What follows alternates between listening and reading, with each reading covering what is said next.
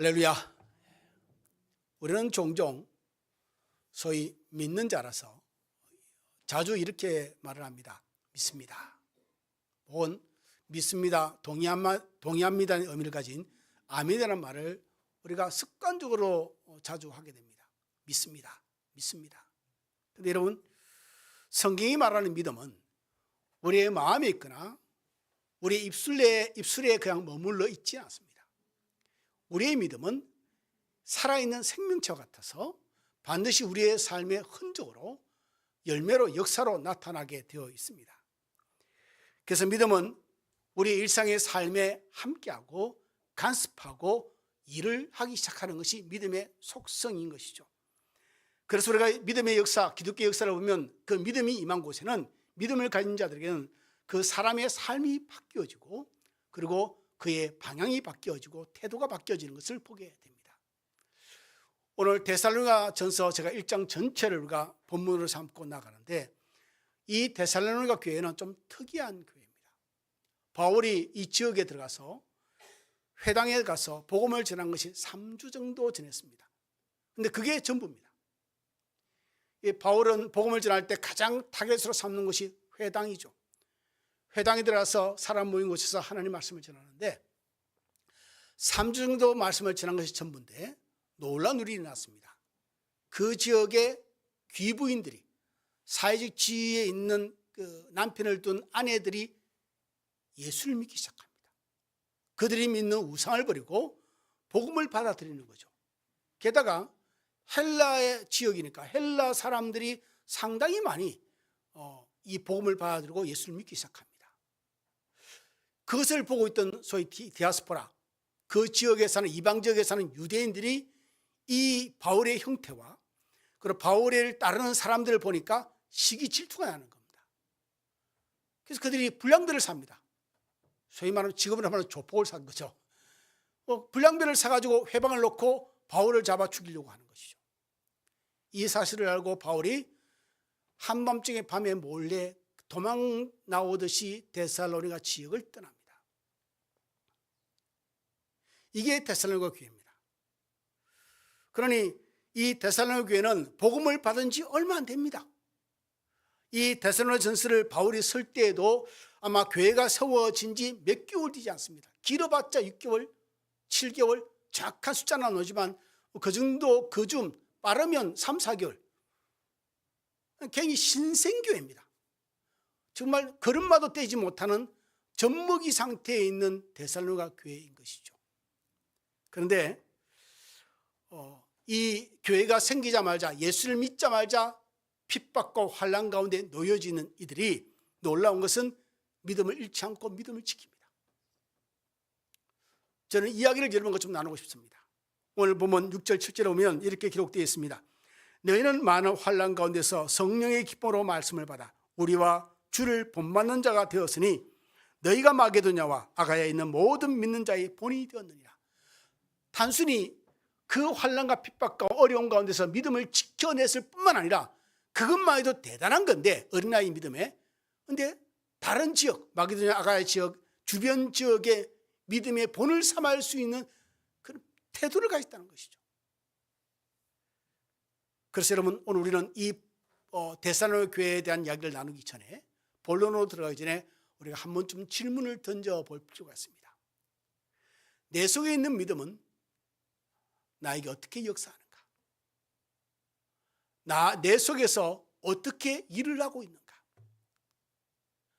나는 예수를 믿는데 그 믿음은 내 속에서 어떻게 내 가정과 내 직장과 내 사업장과 내가 만나는 모든 사람들과 내 생각과 내 언어와 내 앞으로의 비전에 대해서 믿음은 어떻게 작용하고 있는가? Still walking, 여전히 일하고 있는가?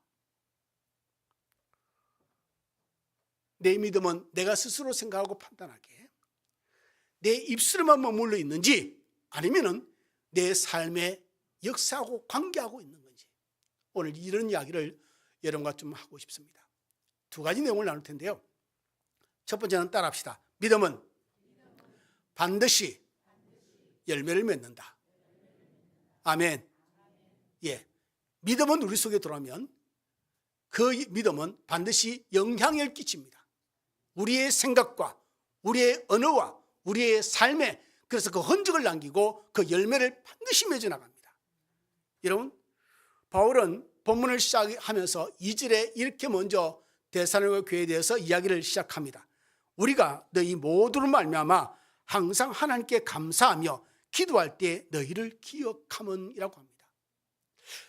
뭐 당연한 거 아니겠습니까? 뭘요? 기억하는 건 당연하죠. 3주를 복음을 전하고 위기 가운데서 도망쳐 나온 그 교회가 안쓰럽지 않겠습니까? 바울의 마음에. 속된 말로 이렇게 표현하면 뭐 이해가 빠를 것 같습니다. 어머니가 아이를 출산했는데 도저히 그 아이를 지킬 수 없어 그 집에서 쫓겨나듯이 도망 나왔고 아이는 핏덩이를 남겨놓고 갔다면 평생 그 어머니는 아이가 이런 눈앞에 아른거리지 않겠습니까? 마음의 짐이겠죠. 그러니 기억하는 것은 당연한데, 하나는 뭐냐면 바울이 이렇게 말합니다. 내가 너희를 생각할 때마다 감사한다고 말합니다. 감사한다고. 바울은 그들의 형편을 잘 알고 있습니다. 그러니 이것은 단순한 인사치레의 표현은 아닌 것이죠. 아마 바울은 사람들로부터 소식을 들었을 겁니다. 데살로니가 교회 교인들이 그 교회가 어떻게 유지되고 어떻게 하나님 앞에 서 있는지를 소식을 들었을 겁니다. 그 어린 신자들이, 믿음이 연약한 자들이 강한 핍박과 압박과 사회적 그 분위기 속에서 어떻게 그들의 교회를 지키고 믿음을 지켜나갔는지, 그것을 너무너무 잘 아는데, 그런데 바울은 그들을 향해서 감사하다라고 말합니다. 이유는 제가 말씀을 나누겠지만 그들의 삶에, 그들의 믿음의 삶에 그들의 믿음의 흔적들이 계속 남아있고 일어나고 있기 때문입니다. 그 흔적을 확인할 때, 그 열매를 확인할 때 바울은 감사하지 않을 수가 없다는 표현인 것이죠. 오늘 3절을 보십시다. 3절은 바울이 이렇게 말합니다.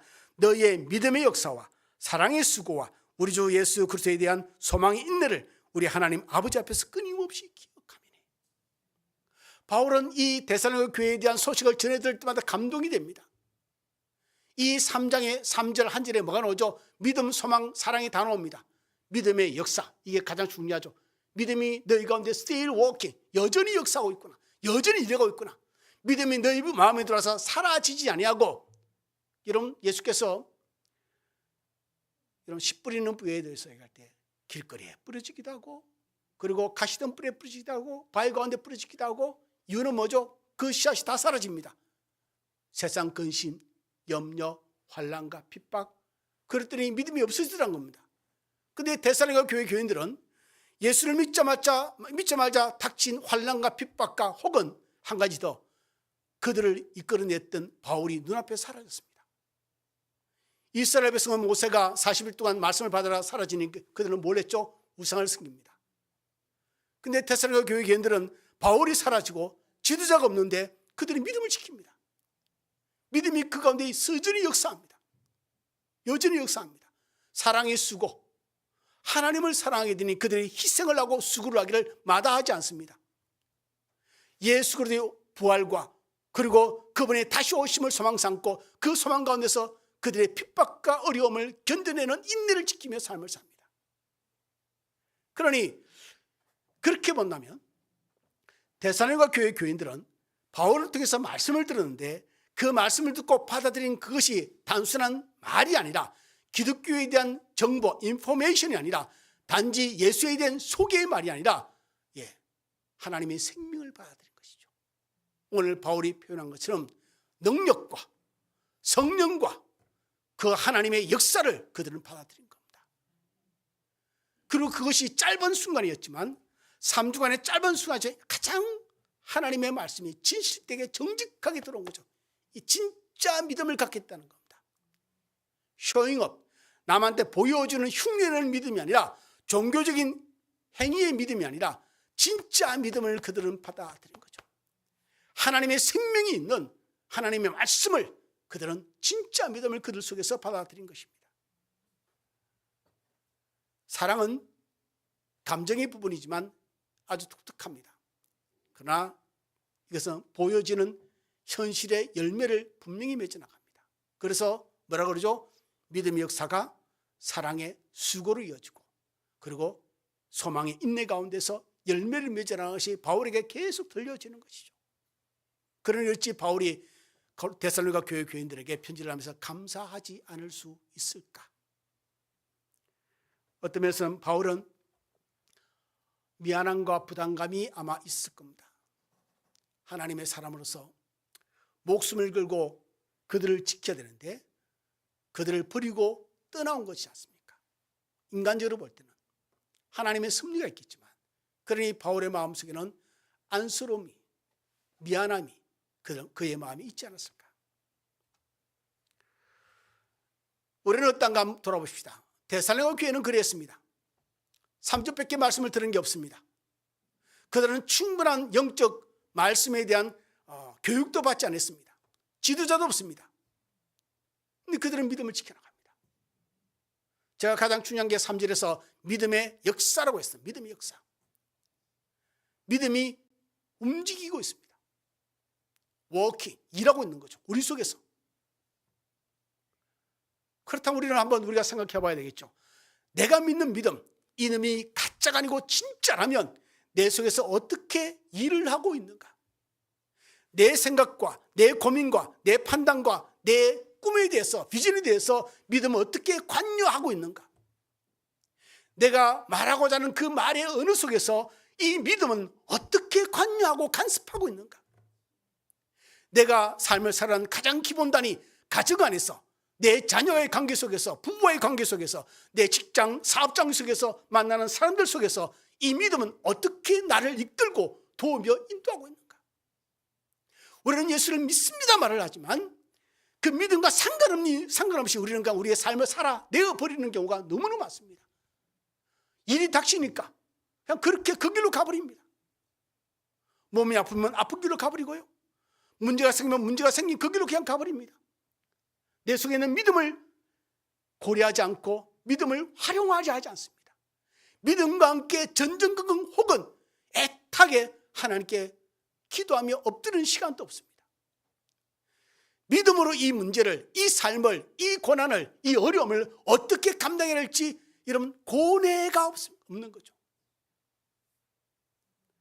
여러분 기억하십시오. 진짜 우리의 믿음이 우리 속에 들어오면 믿음은 우리 속에서 일을 하십니다.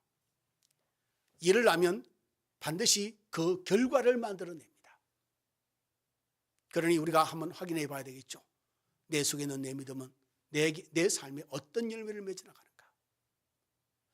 두 번째, 따라합시다. 믿음은 환난 중에도 흔들리지 않는다. 이게 데살로니가 교회 교인들이 가진 믿음입니다. 환난 중에도 흔들리지 않는 믿음을 가진 데살로니가 교회 교인들인 것이죠. 여러분, 이것이 참 대단한 겁니다.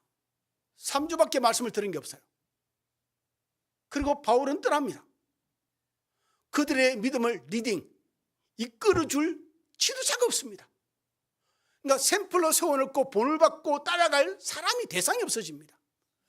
그들이 들은 것은 뭐냐면 3주간의 하나님의 말씀일 뿐이죠. 복음입니다.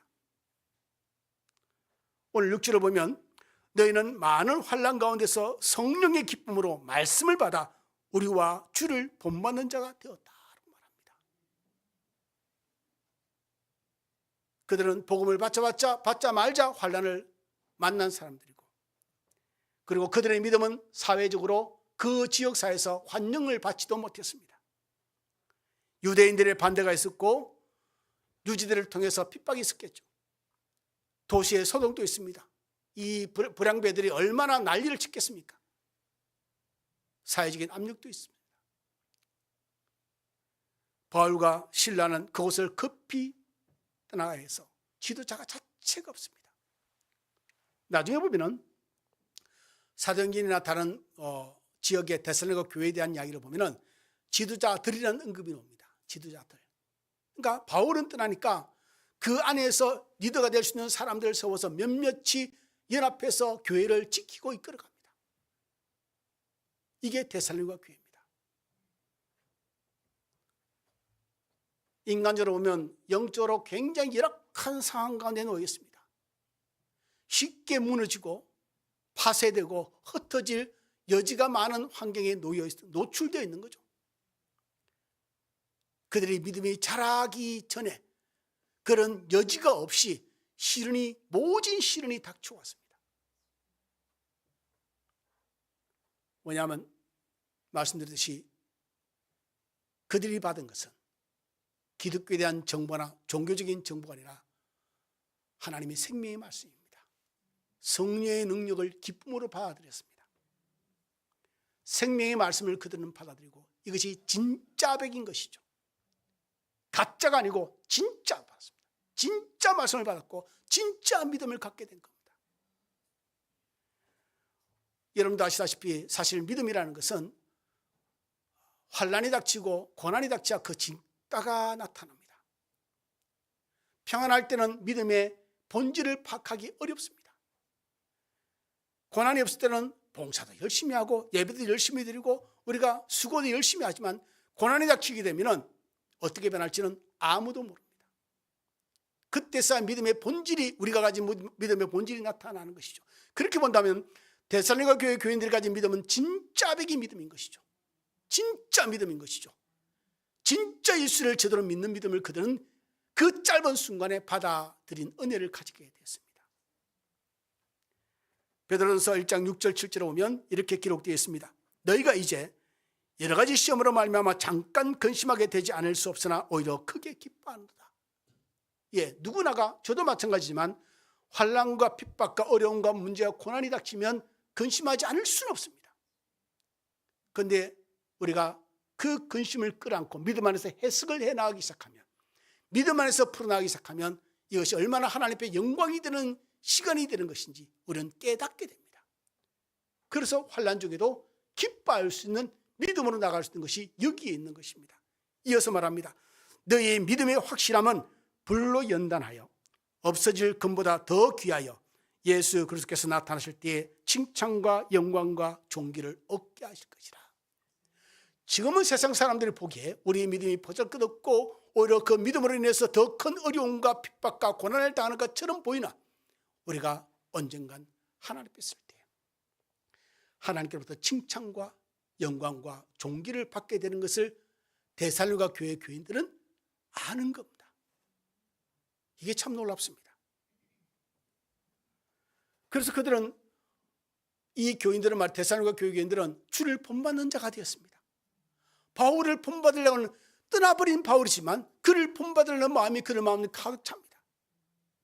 게다가 나중에는 더 나가서 마게도냐와 아가야 그 주변 지역에 있는 수많은 그리스도인에게 그들을 믿음을 힘을 주는 본이 되는 그런 형태의 믿음으로 자꾸 발전하고 성장하게 됩니다. 구절을 보면 뭐라고 되어 있죠, 여러분? 그들이 우승을 부르고 예수를 믿었다 그럽니다. 여러분, 이게 참 얼마나 어려운 일인지 압니다. 오랫동안 수십 년간 믿어왔던 종교를 버리고 예수를 믿는 믿음을 받아들인다는 것이 쉬운 일이겠습니까? 10절을 보면 그들이 죽음을 이기고 부활하신 예수를 믿는 믿음을 가졌다. 진짜 백의 믿음을, 부활을 믿는다 그럽니다. 그리고 나가서 다시 오실 예수를 소망 가운데 살아가고 있답니다. 이 짧은 기간에 부활하신 주님을 믿고 다시 오실 예수를 기다리는 믿음 가운데서 오늘의 환난과 핍박을 버티고 있냐는 믿음으로 발전시키고 있다는 것이죠. 여러분, 이것이 역사하는 믿음입니다. 이것이 일을 하고 있는 믿음의 형태라는 것이죠. 단순히 우리의 마음속에 믿습니다 라는 언어와 고백으로 멈추어 있는 것이 믿음의 결과가 아니라 반드시 그것은 우리의 삶의 열매로 나타나야 되고 혹 그 가운데서 환난과 핍박이 온다 할지라도 물러서지 않고 지키고 이기는 것이 진짜 믿음이라는 것이죠. 데살로니가 교회 교인들은, 아니 데살로니가 교회는 특별하지 않습니다. 아니 특별한 게 아니라 오히려 더 열악하다고 보아야 되겠죠. 제가 몇 번이나 말씀드리지 않습니까? 3주간 받은 말씀밖에 없는데 그것이 그들이 진짜 믿음으로 그 속에 자리 잡고 그것으로 환난과 핍박을 이기고 나중엔 믿음의 역사와 사랑의 수고와 그리고 소망의 인내 가운데에서 환난을 이겨내고 많은 사람에게 오히려 본이 되는 교훈을 던져주는 성숙한 자로 나아가고, 그러니 여러분, 믿음이라는 것은 입술의 말이 아닙니다. 말로는 말이죠. 정말 대단한 은혜와 겸비와 믿음의 말들을 할 수 있습니다. 그러면 하나님은 그게 아닙니다. 우리의 삶의 나타남을 보시는 것이죠. 열매를 보시고, 그리고 결단을 보시고 행위를 보십니다. 너는 너의 고난을 잘 견디며 이기고 있는가? 너희의 믿음이 너희의 가정과 교회와 삶에 적용되어지고 그 안에서 고민하며 하나님의 뜻을 구하고 있는가? 이들은 무너지지 않았습니다. 그들을 내려두고 도망갔죠. 예, 도망갔다고 기록이 나옵니다. 도망간 바울과 실라, 원망하지도 않습니다. 오히려 그들은 그 남겨진 말씀을 부여안고 몸부림을 칩니다. 믿음을 지키고 교회를 지키기 위해서. 이유는 하나죠. 그들이 받은 말씀이 진짜 벽이었고 그들은 진짜 믿음을 그 속에 가지게 되었기 때문입니다. 여러분, 야고보는 우리에게 늘 언급하기를 행함이 없는 믿음은 죽은 믿음이라고 했습니다. 믿음이, 야고보가 말하고자 하는 것은 뭐냐면 이거죠. 우리의 믿음이 죽었다는 것을 증명하는 것이 아니라 믿음이 진짜 믿음이라면 반드시 행함으로 드러난다는 겁니다. 그것이 믿음의 속성이라는 것이죠. 하나님의 성령이 우리 안에 들어와서 참된 믿음이 생기면 행위로 우리의 삶에 만들어 간다는 것이죠.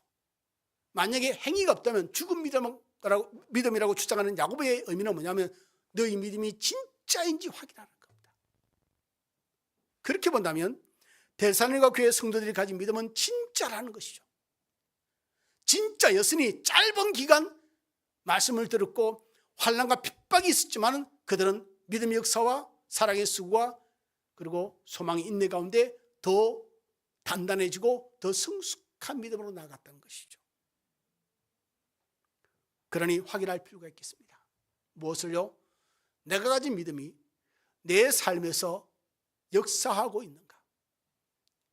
내가 가진 믿음이, 내가 받은 말씀이 내 삶 속에서, 내 가정 속에서, 그리고 나와 관계 맺고 있는 사람들 가운데서 내가 고민하는 일들 속에서 일을 하고 있는가?